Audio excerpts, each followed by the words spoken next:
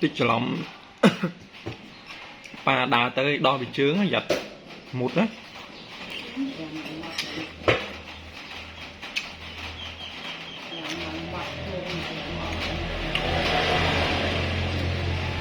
mệt mệt bứ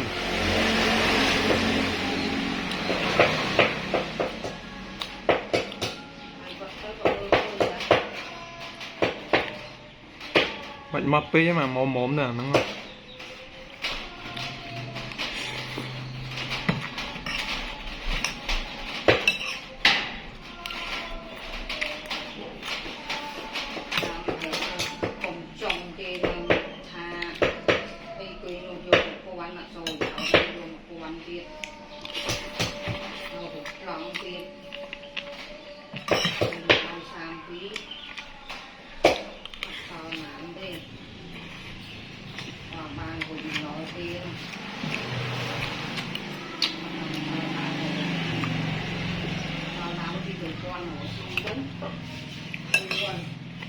này rồi vừa bong vừa ai quả ngay nhỉ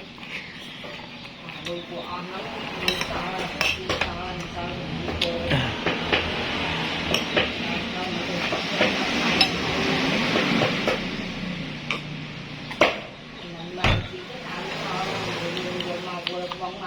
mày hòa ngay mày mình đam vỡ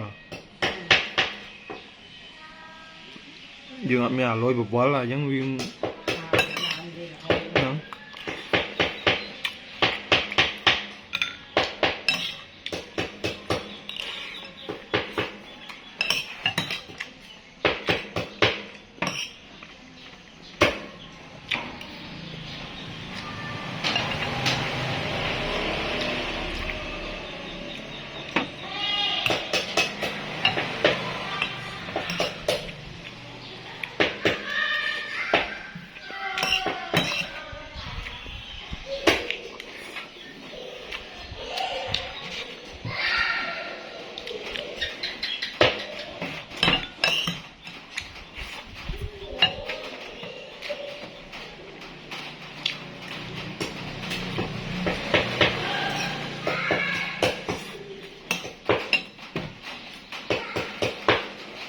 mà trong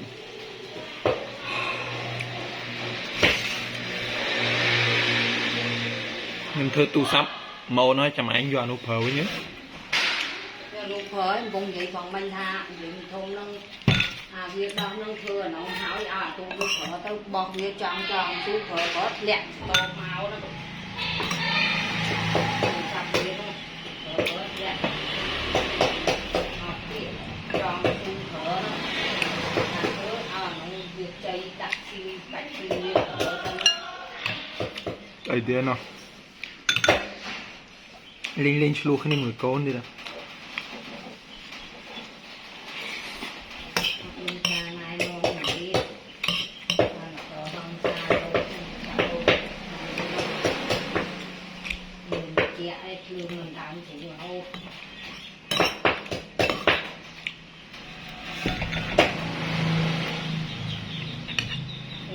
cây ở kia còn mình ngùng tạo hộ với nha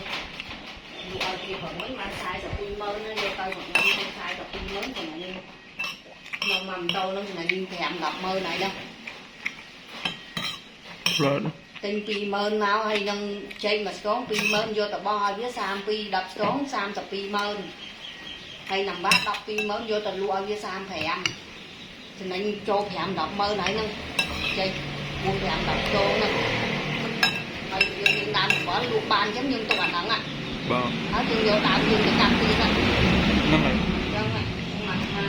con nó vài nổ thì là gì nó sẽ tới qua từng sang ra cái bỏ vô ông đi chạy đi chạy đi ở gì vô. Tới đó mày. Vô đó. Thằng nuôi cho mà thằng nó nuôi nhiệt chất hòn này hòn.